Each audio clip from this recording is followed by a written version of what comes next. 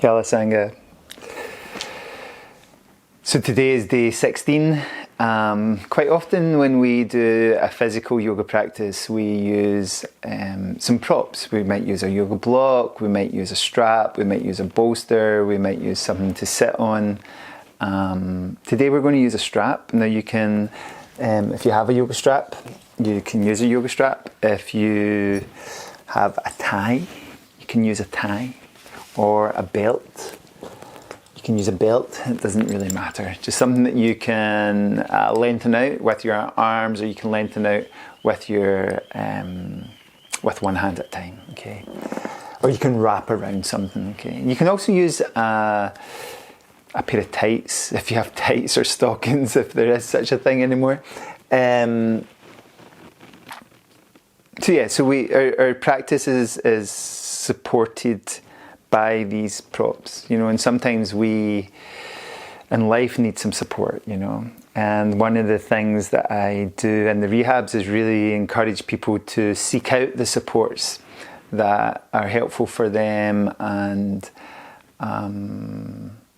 not to be afraid to reach out for support. Okay, so if you need some support today with whatever it is, and you have a friend or a family member or me that you want to just connect with, whatever's going on, then please do that. Okay, it's really important that we connect to those who give us support, and that we are also the supporters. Okay, we also, it's a reciprocal thing for all of us. Okay, so let's start lying on our back with your knees bent, your feet flat, have your strap by your side. And let your body come to a really restful position where one hand is on your belly, one hand is on your heart. And take some slow breaths in and out.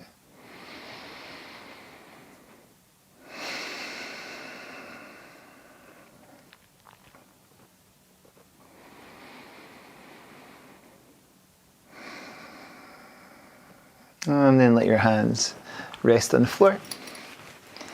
As you inhale, we haven't done this for a few days, take your arms up and over, spread your fingers, open up through your armpits. As you exhale, let your hands slowly come down. So maybe the shoulders are starting to open up a little bit more. Maybe you can let them rest and roll over them rather than lift them up as we make this movement. Quite often people feel the need to lift their shoulders away from the floor to make that movement where they probably don't need to. So let your shoulders rest as you do that one more time, rolling over them and then letting them come back down. From there, press your feet against the floor. Start to scoop your hips towards the back of your knee and slowly come up and slowly come down. And try that a couple more times. So try and bring your hips towards the back of your knees, and then on the way down, try and bring your hips towards your heels. Really working with your legs. And you can do that 2 or 3 times, and then add the arms back into it.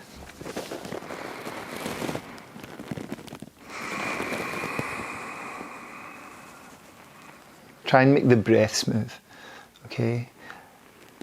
A slow flow in, a slow flow out.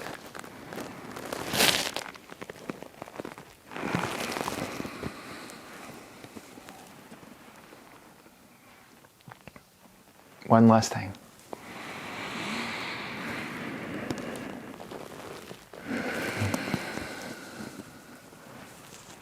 Bring your feet away from the floor. Take your hands around your knees. And Apanasana. This lovely position for a lower back. And then let one foot rest on the floor. Bring your other knee slightly wide. So the foot that's up off the floor comes over your groin slightly, okay? You'll take your strap, wrap it around your foot, and try and let your foot rest there, okay? Try and let it relax. And then start to make circles with your big toe. Start to use the full articulation of your foot, of your ankle. You can let your head come back down. As you gradually reach up into the air, with your foot. It might come a little bit higher, it might come over your head slightly, depending on the flexibility of the back of your legs. And keep circling, and then let all the joints in your leg articulate. So your ankle joint, the joints in your feet, the joints in your toes, the joint in your hip, your knee joint. Okay, let that start to open and move. And then what I like to do is think about going in the directions of the compass, okay? Not all the directions, but the 4 main directions. So bring your foot north over your head, and then let it come all the way south. So depending on the length of your belt or your strap or whatever you're using. And then come all the way up again, okay? Coming north again, and then we're going to come out to the west or the east, depending on what leg you're using, and let that come out the side. Don't worry about this hip lifting slightly. Try and relax this leg. You can keep the spiral and circling movement as you take the foot out to the side. Okay. And then let it come back up again. Okay. So when we're coming out to the other side, hold the strap with the opposite hand so you can let this arm relax. Okay. Out to the side. Your leg that's on the floor, if it was bent, you can kind of do what you want with that, but if it was bent, now make it straight to give you the room to roll onto your hip and let that higher foot come out to the opposite side. Okay. You might feel this down the outside edge of your leg, depending on what your body has been doing. Okay. And again, you can articulate through the foot and the ankle and the knee over and the hip over in this direction. And then come back up. It's really helpful. It's really nice movement to get the rolling action of your knee and your hip and your foot here. Good. And then take the strap off and hug both knees towards you again, taking the hips from side to side, massaging your back against the floor. Just noticing how things feel slightly different on the side that you've been working on. And then we try the opposite side. Foot you've been working on, let it rest. Take the opposite knee slightly wider so that your foot is kind of dangling over your groin. Okay. Wrap your strap around your foot on this side. See how that feels? Okay. So everything's kind of open around the hip and the groin here. And then we hold the strap, try close to the foot. We're using the same hand as the foot, and we're going to let this start to articulate up towards the ceiling. So we're making circles with our big toe, we're gradually taking our heel a little bit higher, taking our foot a little bit higher. We're maybe pushing every now and again. We let the knee move, the hip move. We don't get too precious about directions or shapes. Okay, so this is, if we do have a name for this posture, it's all taken from a posture called Supta Padangusthasana. Okay, it's just fine. It means like her foot and her hand are connected and we're lying on the ground really. And then from there, we can start to let the foot come south. And then north again. Okay. I like sometimes to use both hands on the strap here, maybe bring my head up closer to my leg if that feels okay. Then we're going out to the side, the same side as the leg. Dropping it out. Again, you can move. Don't let yourself come to the point where there's nothing but resistance, okay? You want to free up your resistance by your movement. And then slowly bring that foot back up. See how that feels for you today. Pushing, reaching, and then straighten the opposite leg. Okay.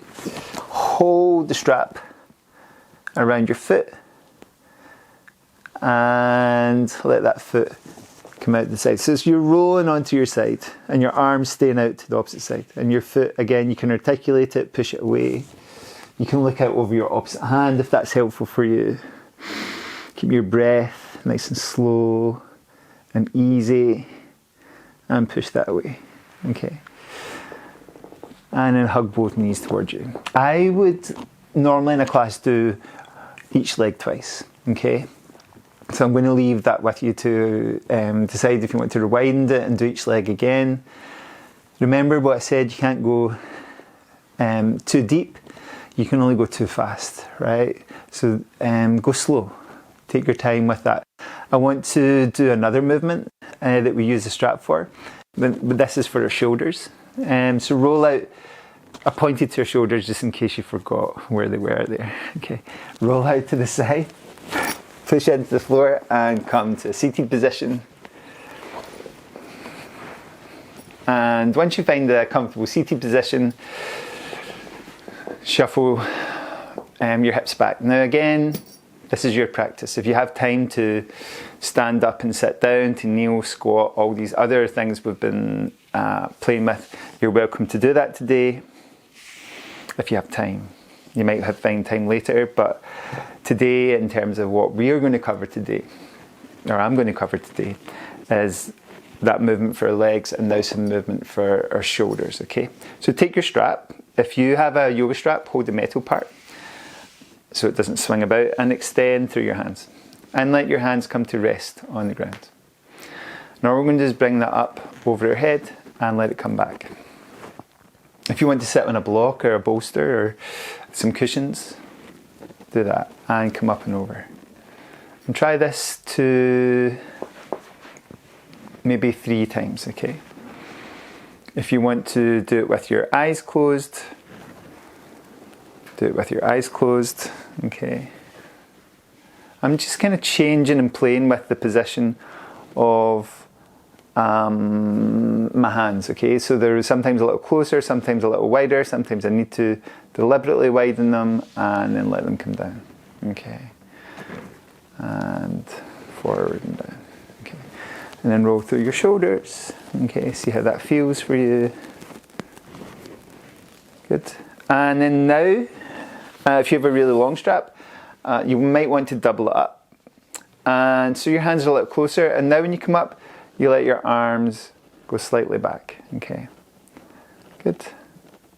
And now take one hand down to the side. Bring the other hand down to the side. And bring the first hand up and over, okay? Good. Bring both arms up, slightly back, okay? Good. Feel that a little bit of resistance. Down to one side. Down. And the first hand up and over. Okay, let's try that 3 times on one side and then 3 times on the other side. So down, down, and up and over. Okay, good. And then roll your shoulders. See how that feels. And then from there, let's try that again. This time we're going the other way. So bring both hands up. Okay. Bring the opposite hand down now, other hand down, up and over. Okay, let's try that again. Both hands up, hand down, down, up and over. So we're getting a lot of movement through our shoulders. And again, you can start to do this with your eyes closed and start to get a little bit more of a flow with it. You know, you can just start to go, this will feel good, that'll feel good. Okay, let's do one more. Movement for our shoulders and our arms. So holding your belt, strap, scarf, tights, small child, whatever you're holding. One hand at the top, the other hand at the bottom, okay? And now there'll be a way you can come behind you, so you need to follow that direction. So do a half circle behind. And then switch top to bottom and bottom to top. And then a half circle, okay? And then switch, half circle, and switch. A half circle and switch one last time, half circle and switch, half circle, okay? Then keep your opposite hand higher now, okay? So you're bringing your half circle in the opposite direction and you switch, half circle and switch, half circle and switch, half circle and switch, half circle. And then you can start to just let your arms be guided wherever they want to go, okay?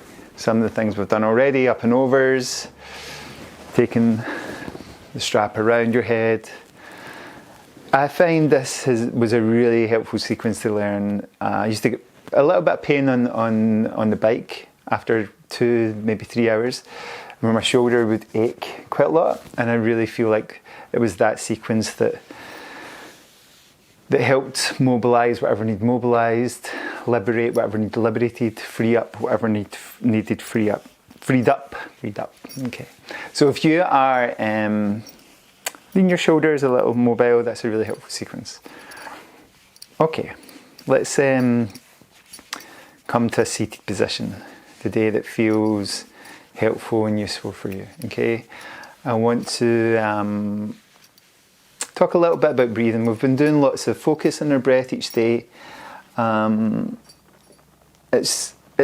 If we can, it's best to breathe through your nose. Mohanji says that the mouth is for eating and for talking, and that we should cut both of them by half. Okay, so make it that what you will.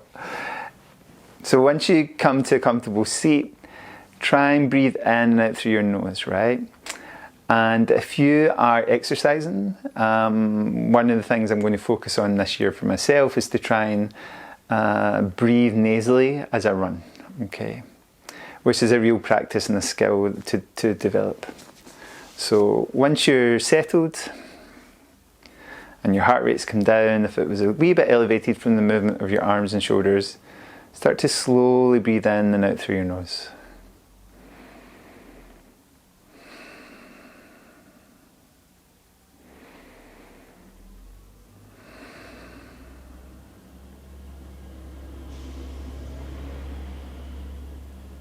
Now we can start to notice the feeling of the air coming in through our nostrils and slowly coming out through our nostrils. Okay, so you might notice the temperature as you breathe in and as you breathe out.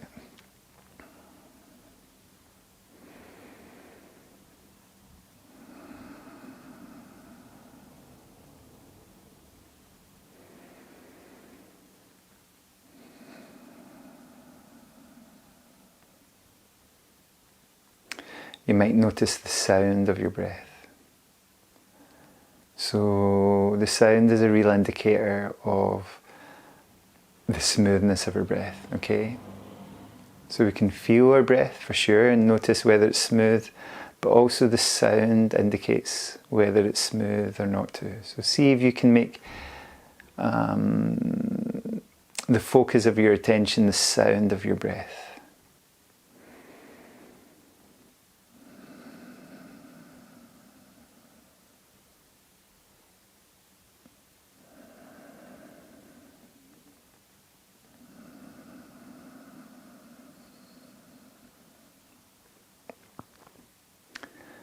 You might notice the aroma that comes with your breath. You might smell, if somebody's making coffee in the house, that might come to your attention.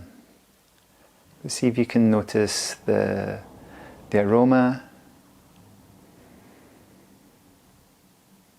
There may be flowers in your house. There may be wet dogs in your house.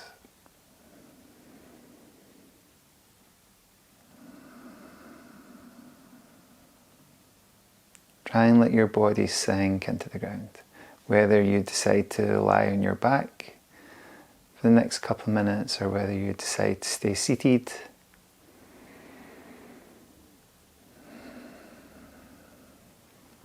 And the more we ground and let go, the more our body begins to soften.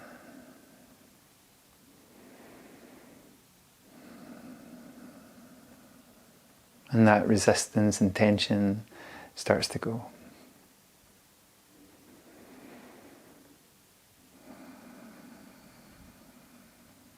The one area that, no matter how much we ground, the one area that can stay a little tense is the area of our face. So consciously relax around your mouth and your eyes and your forehead.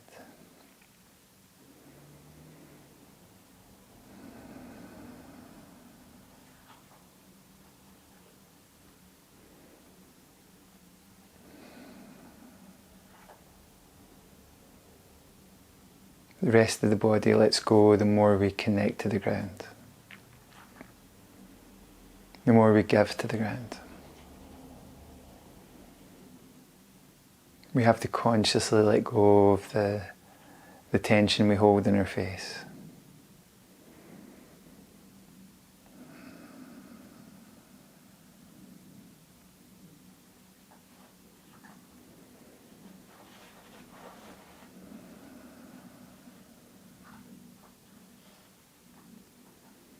If you have more time to rest, rest a little longer. If this is your limit for today, then bring yourself back to a seated position, or if you're already in a seated position, thank you for practicing today. Everybody, Yala Sangha, be very kind to yourself today. Be very kind to someone else in your life that's close to you. Sometimes they're the hardest people to be kind to, so thank you everyone.